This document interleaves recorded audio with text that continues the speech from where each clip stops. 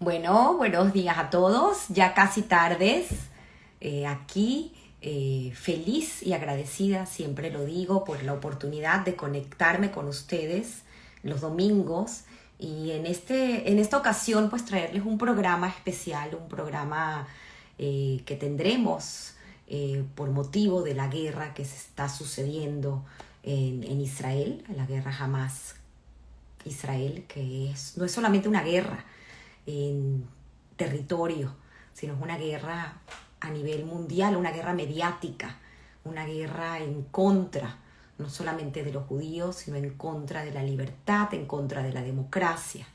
Es cosa que vamos a hablar con Francisco Gil, persona que, wow, la verdad que es fascinante haber tenido la oportunidad de haber aprendido de él este mes y medio casi que tengo intentando pues localizarlo para que nos conceda la entrevista. Finalmente lo logramos. Estoy esperando que se conecte. Creo que ya tenemos casi todo listo. Gracias a todos que han estado aquí con paciencia, pues esperando que Francisco se conecte con nosotros y poder conocer de primera mano, conocer de él su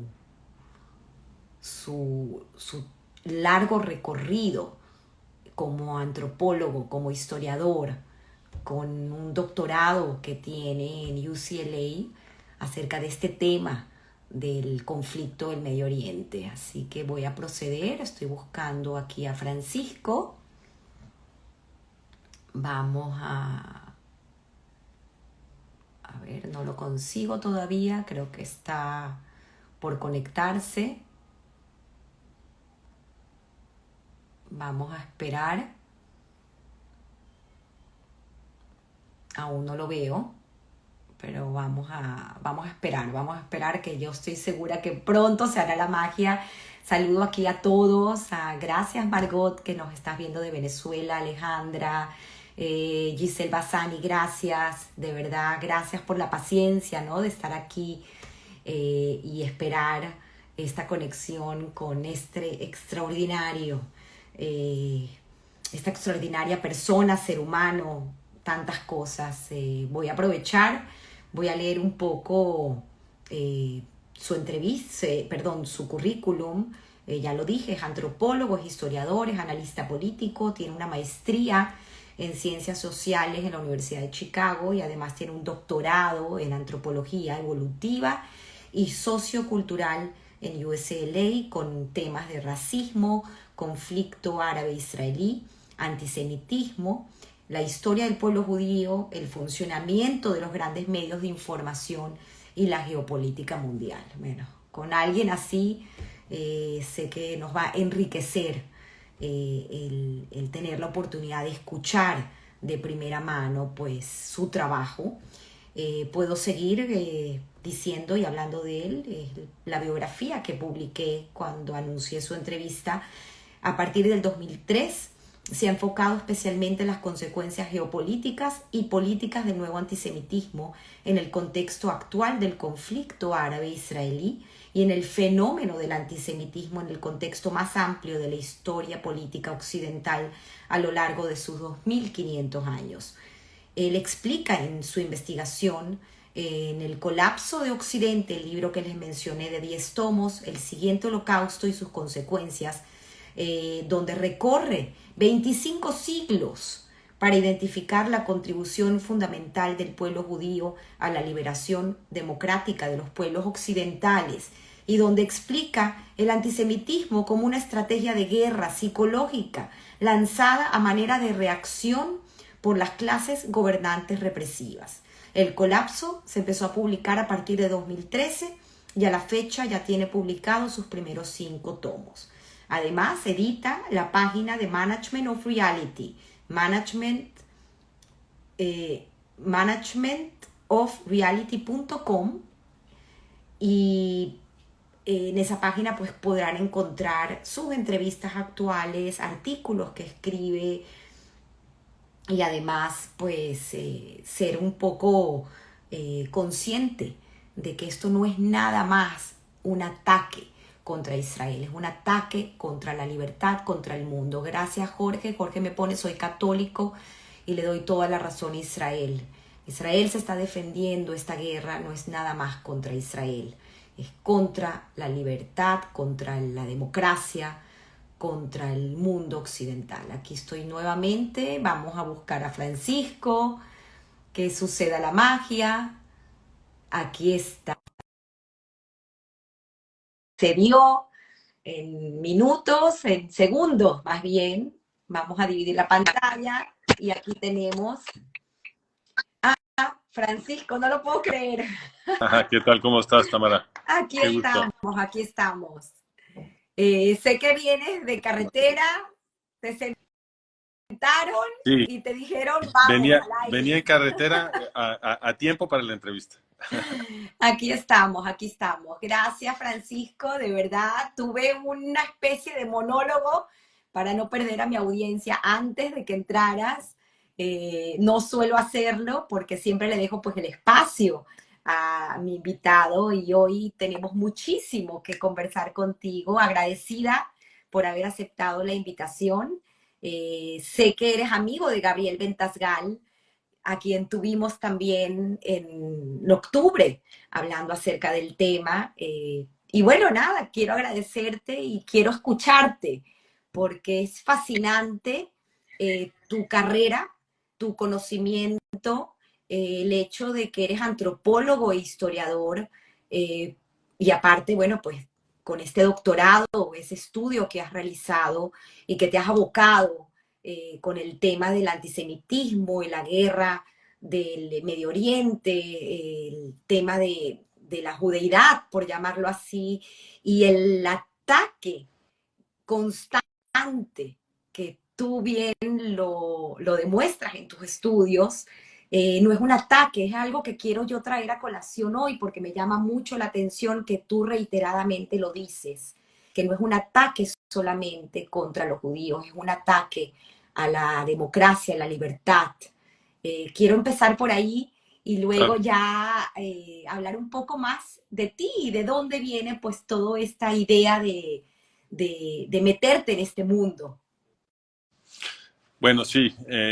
Entonces, el argumento, como tú bien dices, es que estos ataques, el antisemitismo en general, no es simplemente un ataque contra el pueblo judío. El antisemitismo, en el análisis que yo defiendo, es la herramienta de digamos, los movimientos y las fuerzas políticas totalitarias, es decir, la gente que quiere, como tú dices, abolir la democracia, que, que, que quiere convertirnos a todos en esclavos, como lo vimos con gran claridad en el siglo XX, ¿no?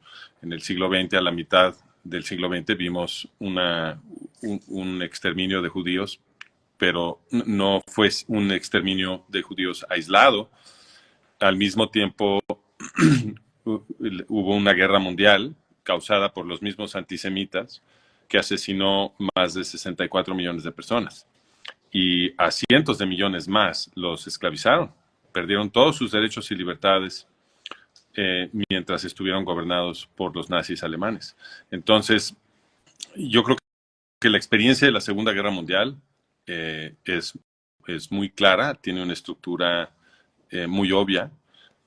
Bueno, debiera ser muy obvia, desgraciadamente no lo es para muchísima gente, pero la estructura es muy clara para quien estudia la Segunda Guerra Mundial. Los nazis alemanes no iban exclusivamente contra los judíos, aunque sí era más duro contra los judíos, pero iban contra todos, iban absolutamente contra todos, y la meta de los nazis alemanes era destruir el legado de la Ilustración europea, es decir, del movimiento a partir de los escritos de Baruch Spinoza, que es el que enciende la Ilustración europea. Es ese movimiento que fue cambiando las conciencias de la gente en Occidente y que finalmente empinó el cambio social en Occidente hacia las revoluciones, empezando por la Revolución Francesa y luego las revoluciones de 1848, que produjeron el mundo moderno democrático. Todo ese cambio social que inicia con la Ilustración europea es una consecuencia del pensamiento judío.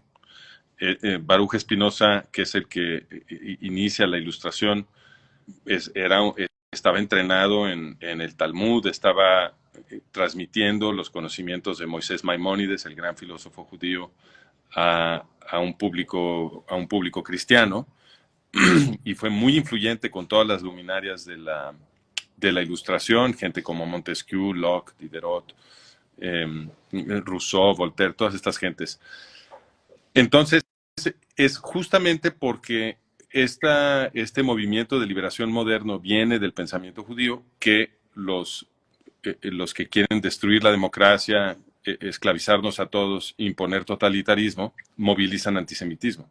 O sea, ellos entienden que si quieren establecer un sistema político que destruya todas nuestras libertades, para ellos es estratégico destruir al pueblo judío y interrumpir el proceso de transmisión de la Torá, porque ese proceso de transmisión de la Torá es justamente lo que genera revoluciones en Occidente. No por nada, la ley de Moisés, que es la que organiza toda la experiencia cultural y social y política de los judíos, tiene su origen en una revuelta de esclavos, como narra la tradición del Éxodo.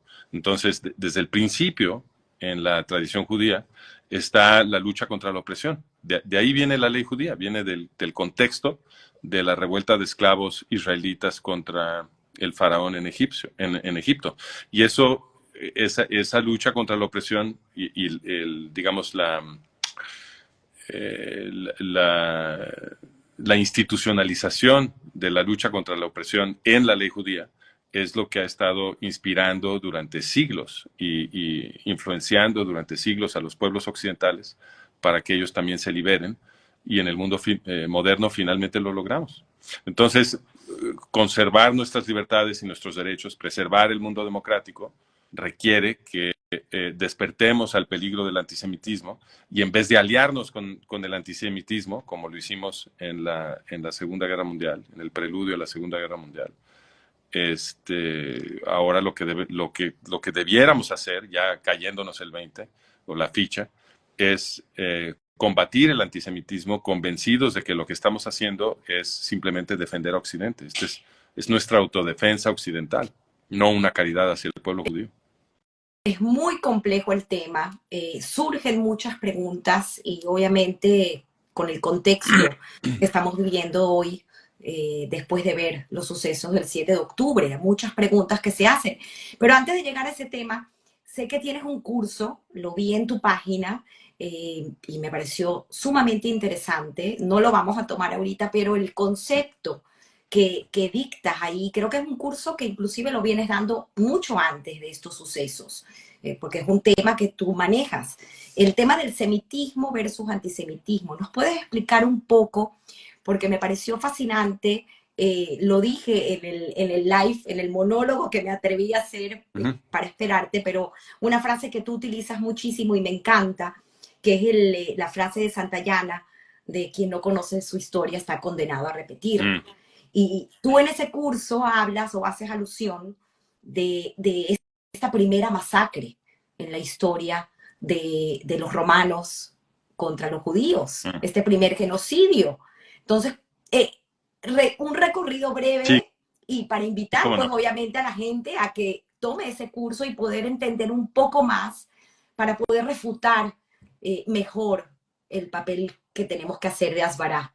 Sí, bueno, el genocidio romano contra los judíos es un protagonista importante en ese curso, pero no es el primero. Los genocidios contra los judíos empezaron antes, a manos de los greco-macedonios. Pero el concepto del semitismo, que es un concepto que he desarrollado yo, es un concepto que siento que necesitamos, porque tenemos claro lo que es el antisemitismo, ¿no? Decimos, el antisemitismo es odio a los judíos. Se dice antisemitismo porque los judíos hablan tradicionalmente y ritualmente hablan hebreo, y el hebreo es un idioma semita.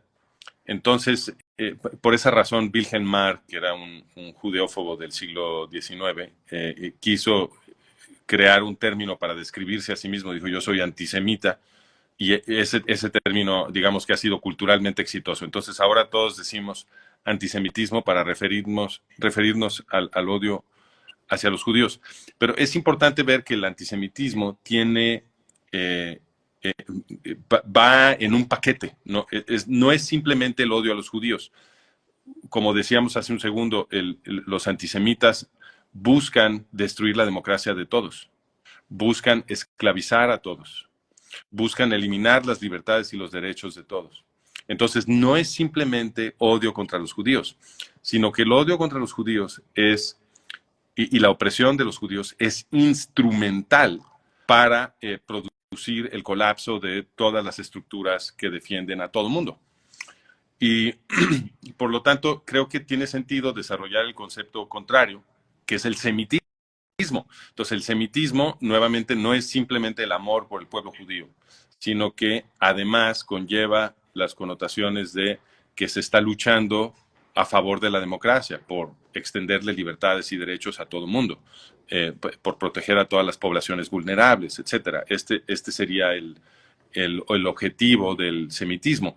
Y el semitismo entiende que la defensa del pueblo judío, el combate al antisemitismo, es instrumental y estratégico justamente para lograr la protección de las libertades y los derechos de todo el mundo.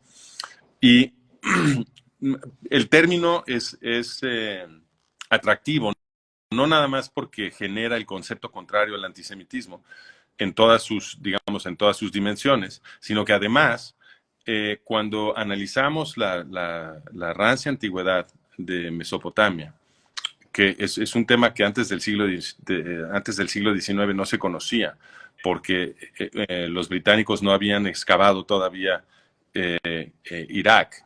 Pero a partir del siglo XIX hemos estado recuperando una gran bonanza de documentos arqueológicos en tabletas de barro con escritura cuneiforme de las primeras sociedades que habitaron Mesopotamia, en particular Sumeria, que es la primera civilización. Y lo que aprendemos ahí es que hubo una revolución hace muchísimo tiempo, 2300 años antes de Jesús, o sea, hace 4300 años, liderada por un fulano que se llamaba Sargón de Akkad. Y la estructura de esa revolución es muy interesante porque lo que parece haber sido el caso en estas ciudades-estado sumerias, que son las primeras ciudades-estado, es que había una élite de poder sumeria, de etnia sumeria, oprimiendo a una enorme población de semitas, es decir, de gente que hablaba idiomas semitas. Entonces Sargón de Akkad lideró a los semitas en revolución, tuvo mucho éxito, cambió el sistema de gobierno no nada más en la ciudad donde él vivía, sino en todas las ciudades-estado sumerias. Se extendió, fue como una lumbre de pradera que envolvió a todas esas ciudades en un instante, y luego además conquistó hacia el norte hasta crear un imperio, el primero, en toda Mesopotamia, que duró 200 años. Y lo que institucionalizó en ese imperio Sargón fue una nueva cultura política en la que los reyes entendían que su obligación monárquica era defender los derechos y las libertades de la gente común y de proteger especialmente a las poblaciones vulnerables, a los pobres, a las viudas, a los huérfanos, etc. Y fue tan exitoso este cambio cultural y político que inclusive cuando se desmorona el imperio acadio 200 años después, porque llegaron invasiones de guteos de Oriente, y luego finalmente hubo líderes sumerios que expulsaron a los guteos, pero estos ya no eran los líderes sumerios de antes, ya habían adquirido la ideología de Sargón. Entonces,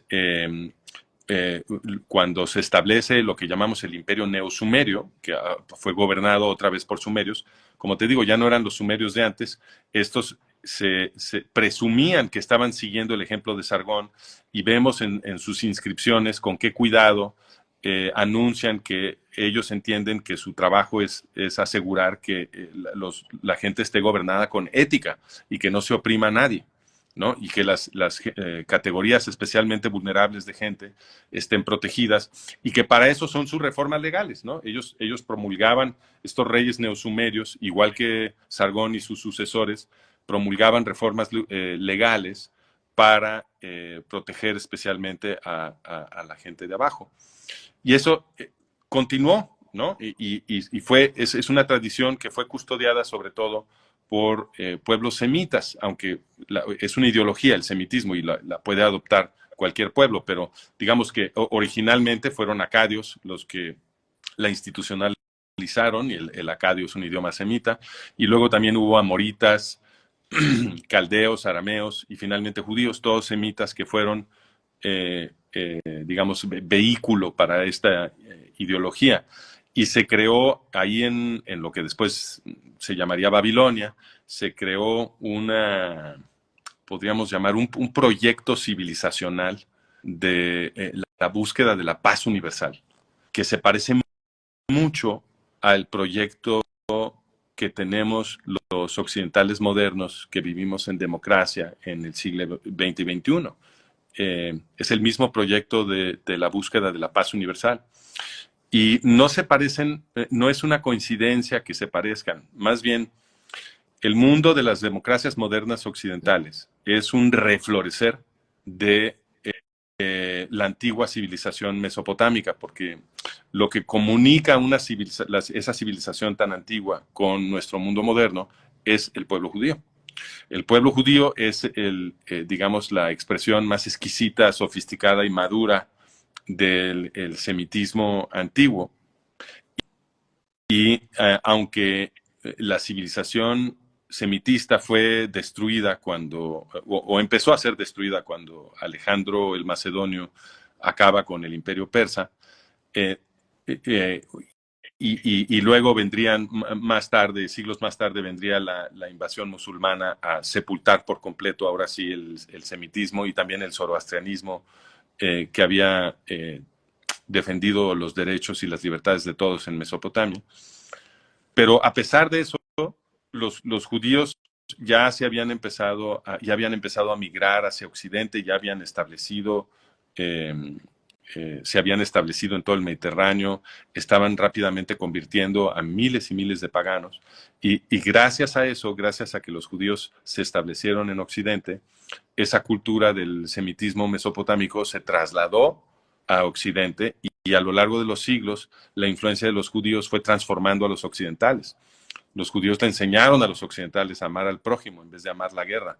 Y con el paso del tiempo, luego de 25 siglos, finalmente ese proceso maduró lo suficiente para que se establecieran las democracias modernas y este proyecto civilizacional de la búsqueda de la paz universal refloreció cabalmente en nuestras sociedades occidentales.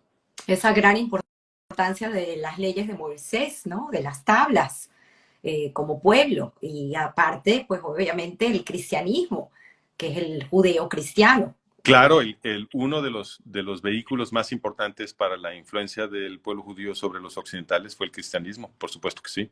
Y la ética cristiana, pues, hereda muchísimo de la ética judía. Ese fue uno de los grandes impactos, digamos.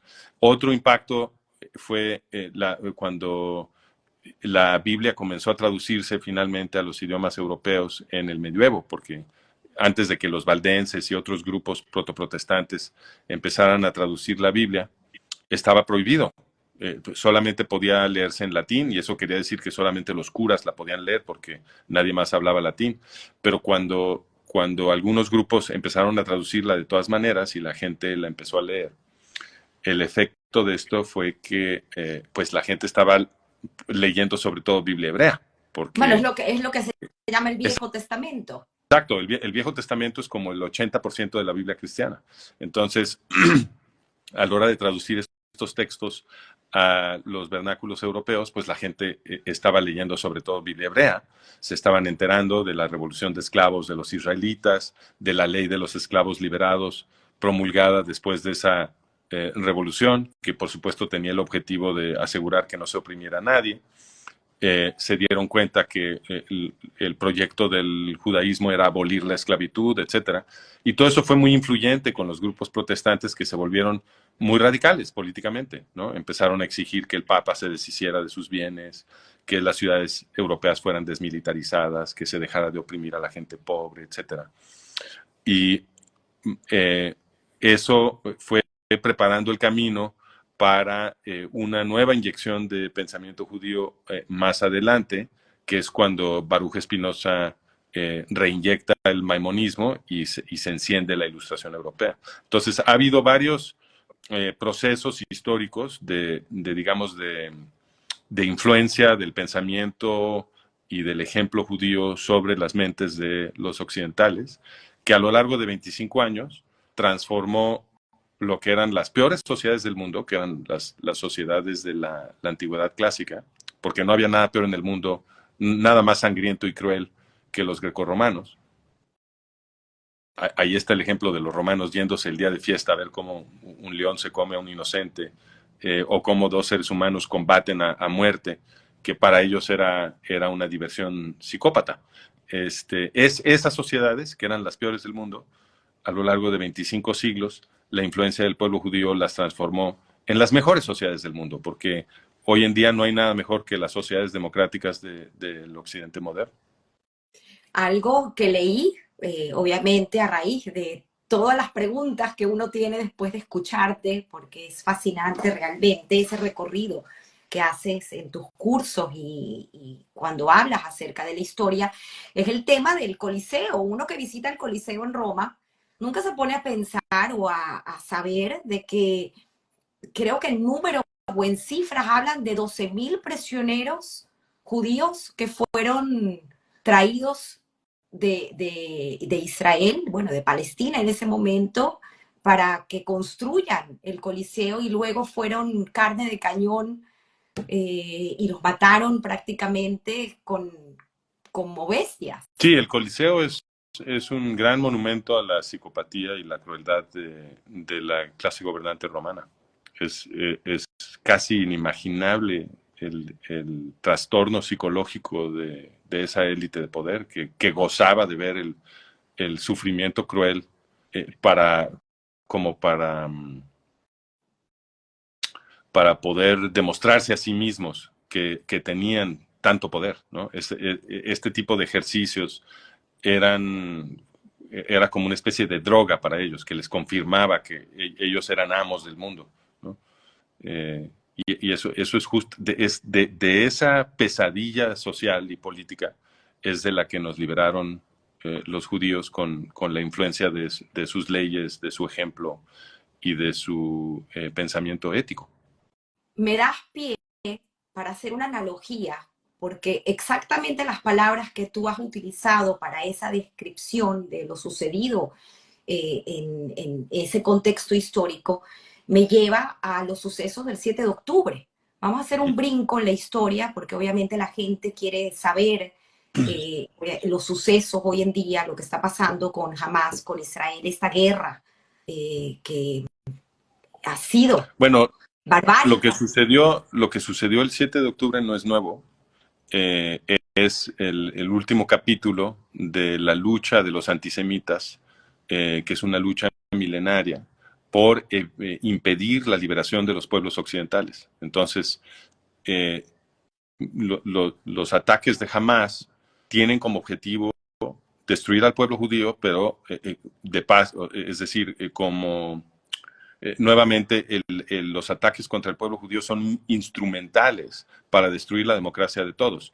Cuando uno estudia la constitución de Hamas, lo que uno ve es que el objetivo no se limita a los judíos. Ellos están haciendo una guerra santa, como ellos la llaman, contra todos los infieles. Los judíos ahí los tienen al lado, entonces van a empezar por los judíos, pero ellos no son tímidos cuando hablan de sus metas, y sus metas son perfectamente universales. Ellos quieren destruir cualquier libertad religiosa que pueda existir en el resto del planeta. Ellos quieren obligar a todo mundo a ser musulmán. Y eso implica la destrucción de la democracia en todas partes, porque en el Islam no se tolera la democracia. El Islam requiere, digamos, en el Islam ortodoxo, se requiere que la política y la religión estén unidas, no hay separación de mezquita y de Estado. Y una vez que se impone la Sharia, que es la ley religiosa musulmana, todo el mundo pierde sus derechos. Es muy famoso que las mujeres están salvajemente oprimidas en el Islam, pero no podemos decir que los hombres sean libres, tampoco. En el Islam, cualquier persona que, es decir, en un estado que está gobernado por la ley religiosa musulmana, cualquier persona que, por ejemplo, decida salirse del Islam para convertirse en un ateo o se convierta a otra religión o simplemente rete a las autoridades musulmanas, está arriesgando la vida. Porque el sistema político yihadista es totalitario. Entonces, jamás, las metas de jamás no se, por supuesto, no tienen absolutamente nada que ver con la liberación de los árabes palestinos, contrario a lo que mucha gente en Occidente cree. Jamás, de hecho, se dedica a oprimir a los árabes palestinos, porque una organización yihadista no tiene otro objetivo más que oprimir a la gente. Esa es la meta de una organización yihadista. Entonces, jamás son profesionales de oprimir a los árabes palestinos. No tienen, lo que ellos hacen no tiene nada que ver con liberarlos, sino todo lo contrario. Pero sus metas van mucho más allá. Quieren exterminar a los judíos israelíes y después quieren someter a todo el planeta al Islam. Volviendo a ese tema, ¿qué pasó o cuál fue el error sistemático en el Occidente con esa entrada del pensamiento islamista y el tema de los chicos y los jóvenes en las universidades? Vemos esa Bueno, dicotomía sí, existente. hay que hacer una distinción muy cuidadosa entre los chicos en las universidades y las élites de poder en Occidente, porque no están en la misma situación. Las élites de poder en Occidente, en mi opinión, no han cometido ningún error. Saben perfectamente lo que están haciendo y se proponen destruir nuestras democracias. Entonces, ellos han estado impulsando el crecimiento del radicalismo musulmán. Esto lo tenemos documentado con mucho detalle en nuestro trabajo ahí en los libros que tú mencionaste, en la serie del colapso de Occidente, y también en sendos artículos en el website, en Management of Reality. Tenemos documentado la energía con la cual las élites de poder occidentales le han dado apoyo diplomático, financiero, militar a los grupos yihadistas. Claro, siempre tratan de que parezca que están haciendo otra cosa, pero basta un poquito de investigación para darse cuenta de lo que realmente están haciendo. Y esto es, como te decía, una continuación, esta es la continuación de una lucha milenaria en contra del semitismo, en contra de los procesos políticos que nos han estado liberando. Entonces, antes de Hamas y de OLP Fatah, ¿qué había? Pues estaban los nazis. Y antes de los nazis estaba el imperio zarista. Y antes del imperio zarista estaba la Inquisición. Y antes de la Inquisición estaban los antiguos romanos y los antiguos griegos. Y todos esos sistemas estaban buscando imponer totalitarismo y todos esos sistemas tenían como meta política central y, digamos, prioritaria la destrucción del pueblo judío. No es ninguna coincidencia. Lo que estamos viendo ahorita es el último capítulo de una lucha que lleva 2500 años de las élites de poder occidentales luchando con todas sus energías en contra de los procesos que han liberado la política de los pueblos occidentales, porque lo que quieren es esclavizarlos. Hay una falla en cómo se maneja el tema de la historia en las escuelas. Sí, pero no diría yo que es una falla. Otra vez, no me parece que sean errores. Yo creo que esto está muy cuidadosamente organizado, porque no es como si dijéramos que la educación occidental se hace de la forma como se hace porque los académicos responsables de la educación no conocen los hechos. Claro que los conocen. En toda la literatura especializada que habla sobre los antiguos griegos y los romanos, Está clarísima la documentación de la psicopatía de estas élites de poder. Y sin embargo, en las escuelas, a los niños les enseñan a admirarlos y les dicen que los griegos y los romanos eran fabulosos porque supuestamente inventaron la democracia. Absolutamente para nada. Los griegos y los romanos inventaron el fascismo. Eh, en Atenas, que le dicen a los niños en la escuela que Atenas era una democracia radical, que es la mejor democracia que jamás ha existido, etcétera. Por favor, Demetrio de Falero, que gobernó el imperio ateniense por ahí del año 310, mandó a hacer un censo del imperio ateniense y documentó 20,000 ciudadanos y 400,000 esclavos. Eso no es una democracia. Y estos esclavos eran brutalizados de una forma infinitamente cruel.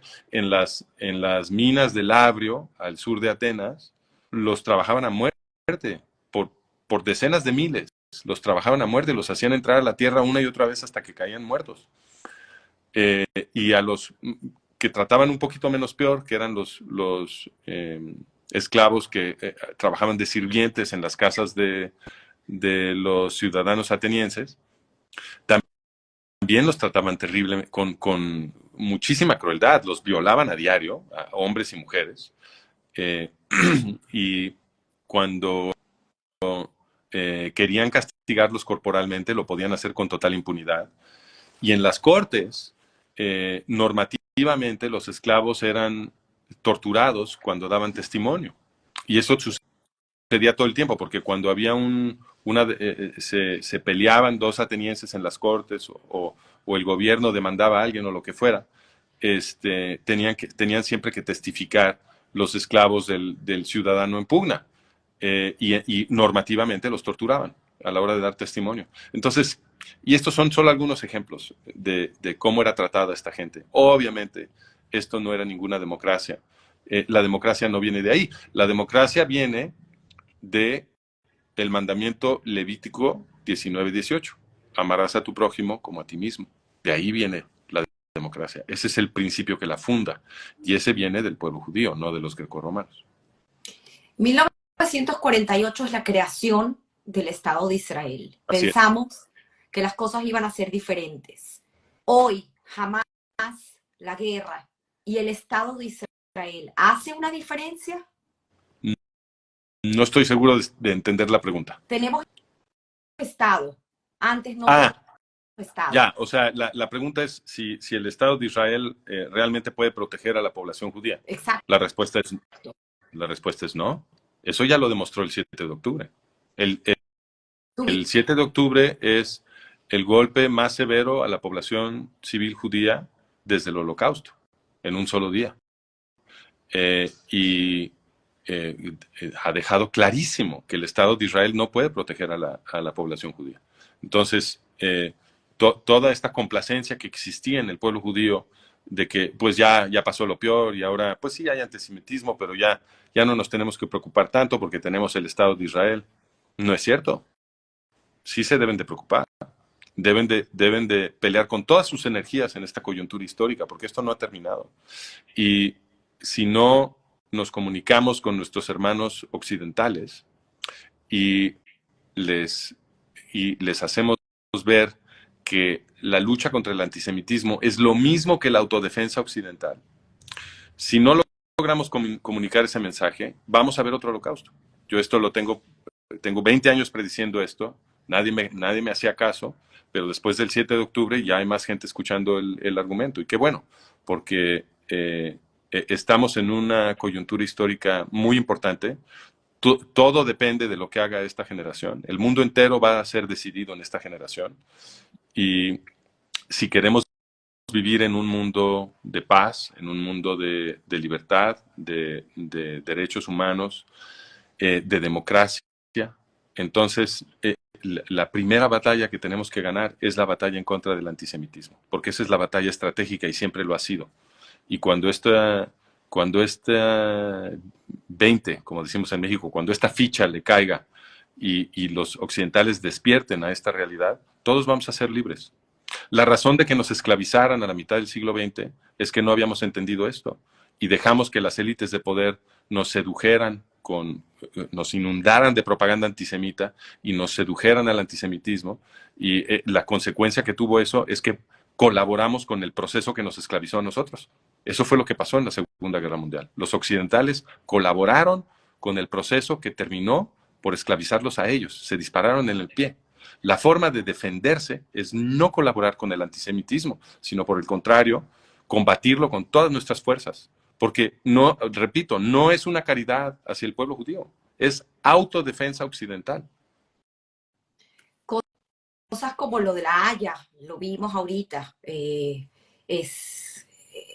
no se entiende. Es otro ataque de las élites de poder occidentales contra el pueblo judío. Yo tengo un artículo sobre esa corte de la Haya, lo pueden ir a ver en Enlace Judío, donde documento exactamente qué es esa corte. Esa corte es yihadista y han estado promoviendo musulmanes radicales a las posiciones más importantes de esa corte.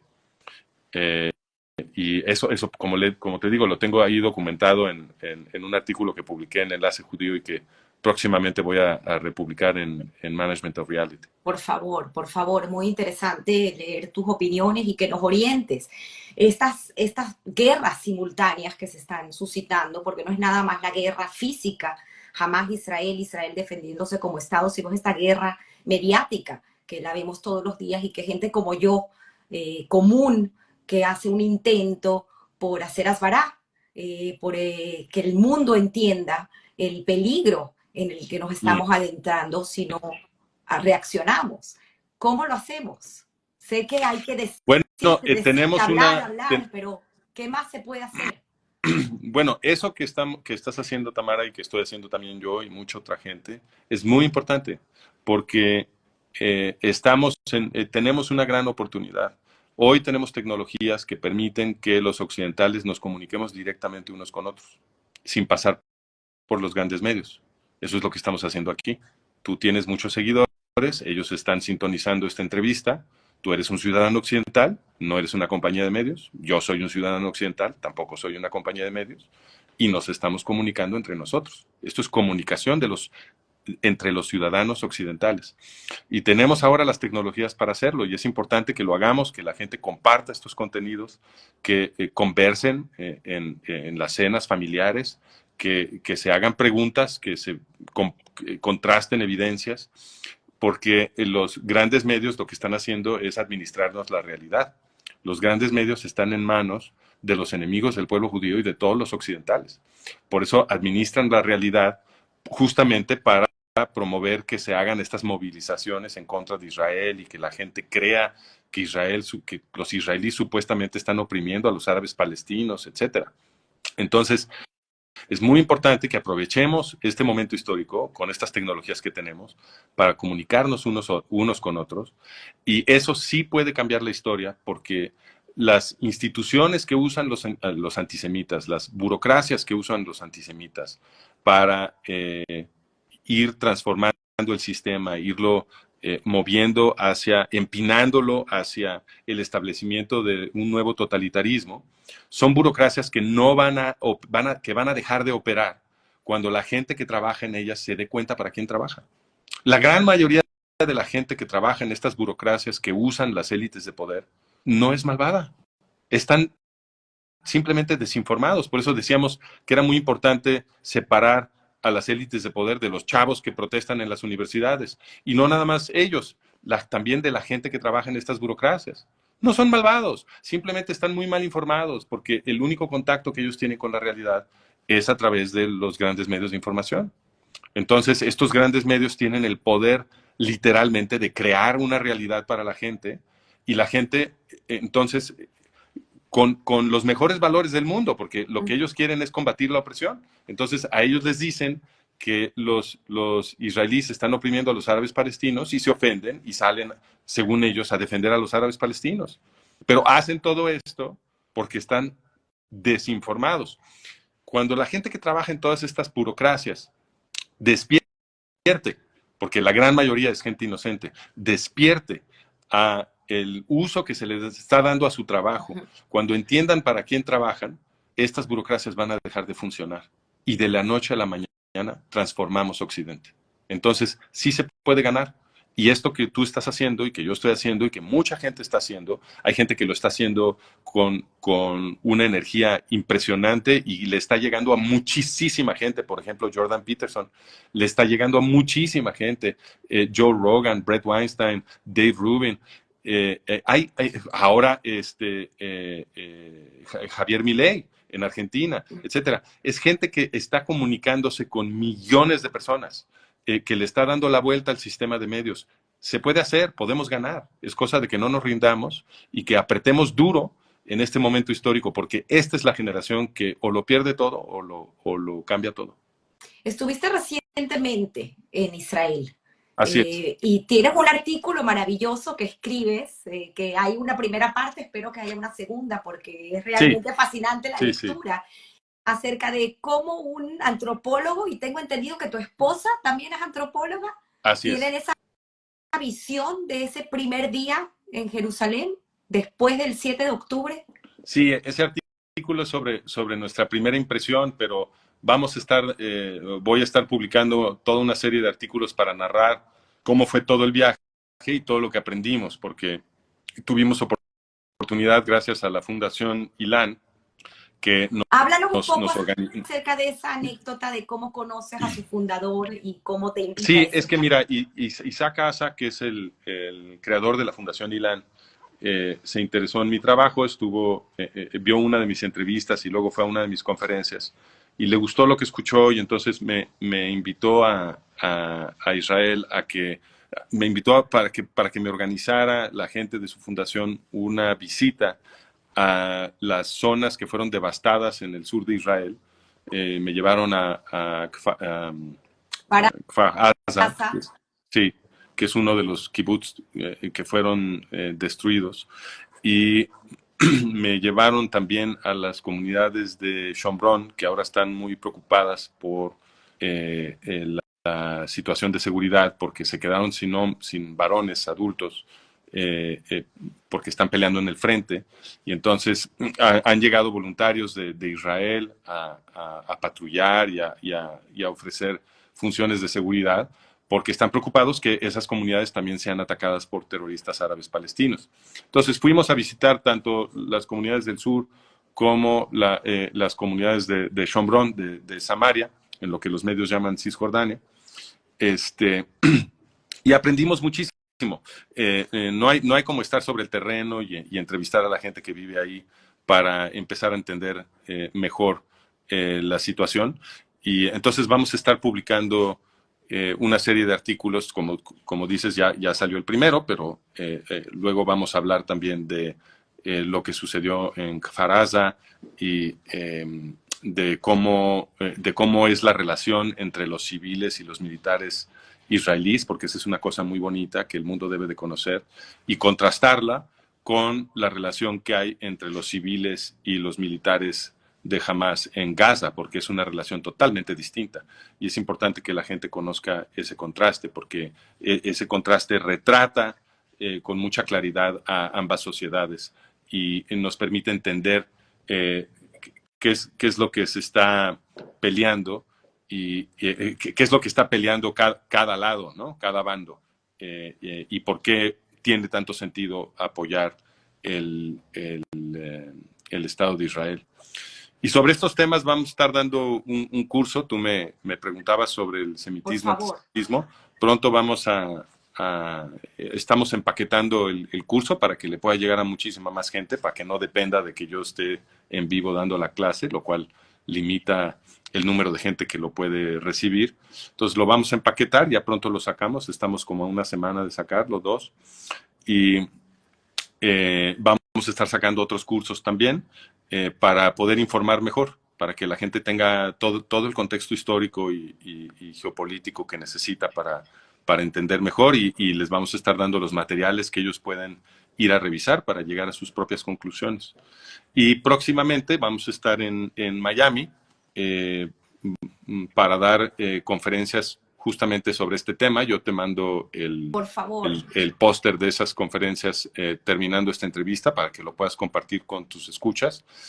Y son conferencias otra vez sobre el tema del semitismo versus el antisemitismo y cómo esta dinámica ha definido la historia política de Occidente. Muchísimas gracias, Francisco. Sé que hay gente que está, bueno, encantada de poder escucharte. Mucha gente no te conocía como yo y tuve la fortuna de que mi red de amigos enseguida diste un curso, una Bueno, conferencia en México. aquí es necesario agradecer a Adela Micha, porque Adela, Adela Micha Adela hizo viral, inmediatamente, ¿no? sí, Tu entrevista. inmediatamente después de los ataques del 7 de octubre, Adela Micha tuvo a bien invitarme a su programa para que habláramos de lo que sucedió y de mi trabajo y de todo el contexto de lo que está haciendo Hamas y lo que hace el Estado de Israel para defenderse. Y esa entrevista gustó mucho, se volvió viral. Y a partir de eso estamos teniendo un auge comunicativo que no habíamos tenido antes y realmente es terrible lo que hizo Hamas. Yo hubiera preferido equivocarme, hubiera preferido que nunca confirmaran mis predicciones, pero ahora que lo hicieron, pues qué bueno que la gente está despertando y que nos estamos comunicando con mucha más gente y te agradezco también a ti que nos abras este foro para comunicarnos con tus seguidores, Tamara.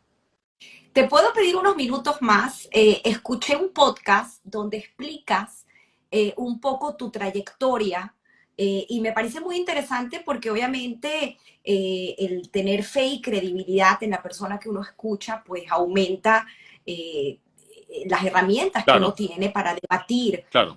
a las personas que nos atacan. Entonces quisiera por favor un poco también entender cómo una persona que no es de la comunidad, que no es judío, lleva aparte muchos años, porque esto no es algo del 7 de octubre, esto es algo que tú vienes haciendo ya hace mucho tiempo, creo que inclusive fue parte de tu tesis doctoral, Bueno, no, y quisiera entender, tesis, sí, mi sí, tesis doctoral es, digamos, mi trabajo profesional como antropólogo desde el principio ha sido tratar de entender mejor por qué sucede el racismo para ok, tener mejores herramientas intelectuales para trascenderlo. Entonces yo me volví antropólogo para poder estudiar eso, pero mi trabajo de tesis doctoral no es específico sobre el antisemitismo, es un trabajo teórico sobre el racismo como fenómeno general. Posterior a doctorarme, me contrataron en la Universidad de Pensilvania, en el Departamento de Psicología, y también como investigador de un centro adjunto al Departamento de Psicología y al de Politología, que era un think tank, un centro de investigación para estudiar justamente el conflicto etnopolítico. Y uno de los temas muy importantes en ese centro de investigación era el conflicto árabe-israelí, y ahí fue cuando yo me empecé a interesar ya muy profundamente en ese conflicto y tratar de entender sus raíces y también las raíces del antisemitismo. Entonces, y tengo 20 años 20. dedicado a esto y muy rápido, porque empecé a estudiar la historia del movimiento árabe palestino, y estudiando la historia del movimiento árabe palestino fue cuando documenté, bueno, pude revisar la documentación que estaba toda en la biblioteca. Eh, que es documentación que no se comparte con el público, que llevaba décadas sin que nadie la mencionara, sobre el origen del movimiento árabe palestino. Y es muy importante esa documentación porque el padre fundador del movimiento árabe palestino, un fulano que se llamaba Haj Amin al-Husseini, yihadista, eh, no solamente organizó oleadas terroristas contra los judíos que vivían en el mandato británico en la primera mitad del siglo XX, sino que cuando estalla la Segunda Guerra Mundial, él se va a Berlín, es recibido como jefe de Estado por Hitler, tiene una junta muy importante con Hitler en la que acuerdan, luego se sentaron a platicar y a tomar decisiones y acordaron que iban a exterminar juntos a los judíos que viven en Oriente Medio, es decir, a los judíos que ya vivían en Oriente Medio y también a los que habían migrado allá para ayudar a construir la patria judía. Eso no le salió a Husseini porque pararon a los nazis en el Alamein, en Egipto, y ya nunca llegaron a Jerusalén. Pero el premio de consolación de Husseini fue que él se quedó en la órbita nazi el resto de la guerra, se convirtió en un alto nazi, le dieron una burocracia entera con un presupuesto para que él lo administrara y tuvo un papel destacado en la radio nazi, en la propaganda, incitando a los musulmanes a matar judíos. Organizó divisiones enteras de la SS de Heinrich Himmler, de musulmanes bosnios y albaneses que participaron en el capítulo yugoslavo del Holocausto. Pero lo peor que hizo es que, y esto según el testimonio del brazo derecho de Adolfo Eichmann, que es el reconocido director del sistema de campos de muerte, bueno, el segundo de a bordo de Eichmann testificó antes de ser ejecutado en Nuremberg que todo el sistema de campos de muerte había sido ideado, creado y administrado conjuntamente por Husseini y por Eichmann, que se volvieron mejores amigos. ¿Okay? Entonces, el padre fundador del movimiento árabe palestino es el exterminador en jefe, es el supremo exterminador nazi del pueblo judío europeo. Y después de la Segunda Guerra Mundial, Husseini apadrinó la creación de OLP Fatah, es decir, el órgano de Yasser Arafat y Mahmoud Abbas, que gracias al Tratado de Oslo está dentro de Israel gobernando a los árabes palestinos y que ahora llamamos la Autoridad Palestina. Todo eso viene de Husseini. Entonces, cuando yo entendí todo eso, hace 20 años, fue cuando empecé a publicar. Porque yo antes de documentar esto, yo había estado a favor de lo que llaman la solución de los dos estados. ¿Por qué? Porque yo vivía en el mismo envoltorio de realidad que casi todo mundo, porque no había hecho mi propia investigación. Entonces, yo solamente sabía lo que me decían los medios, y los medios no hablaban de Husseini. Nadie mencionaba a Husseini, ni mucho menos el papel de Husseini en el Holocausto. Entonces, yo tenía la posición que tiene un buen izquierdista, ¿no? Estoy combatiendo la opresión y se suponía que los árabes palestinos estaban oprimidos por los israelíes. Entonces yo pugnaba en público por la solución de los dos estados. Pero cuando me enteré de todo esto y publiqué un artículo sobre esto en Israel National News, en Arutz Sheva, en Israel, ahí ya había yo cambiado de opinión y lo que dije es que me preocupaba que venía otro holocausto, porque esto de meter la organización que había creado Husseini, el exterminador de los judíos europeos, al Estado judío, pues obviamente eso es un ataque, y es un ataque diseñado para hacer peligrar a todos los civiles judíos en Israel. Y entonces, a partir de ahí, yo empecé a pronosticar que si la gente no despertaba al peligro en el que estaban los judíos israelíes, pues lo que se venía era otro holocausto, esta vez en Oriente Medio. Y desgraciadamente tuve razón y el ataque de Hamas es la demostración. No es la única demostración, por supuesto, pero es muy importante que esto se entienda. Y un detalle que para mí fue, digamos, diagnóstico del sistema en el que estamos, es que cuando yo publiqué ese artículo documentando toda la historia del movimiento árabe palestino, desde los inicios con Husseini hasta el Tratado de Oslo y sus consecuencias, lo que me sucedió fue que me despidieron de la Universidad de Pensilvania. Me dijeron que eso no se podía decir. Me dijeron que mi documentación era impecable, pero que eso no se podía decir. Te censuraron. Me censuraron, me despidieron, yo perdí mi empleo. Yo tenía un muy buen empleo. Me habían contratado antes inclusive de terminar mi doctorado, algo que ya nunca sucede. Ahora la gente se pasa años en limbo, yendo de un postdoc a otro, antes de finalmente conseguir una plaza de profesor, cuando las consiguen, porque mucha gente no las consigue. Y a mí, en cambio, me rogaron que me fuera a trabajar a la Universidad de Pensilvania antes de terminar mi doctorado. Les encantaba mi trabajo. Pero en el momento en que yo defendí al Estado de Israel y documenté la historia nazi del movimiento árabe palestino, en ese instante me despidieron. Eso no permiten que la gente lo diga. Y esto para mí fue diagnóstico de quién realmente controla el sistema.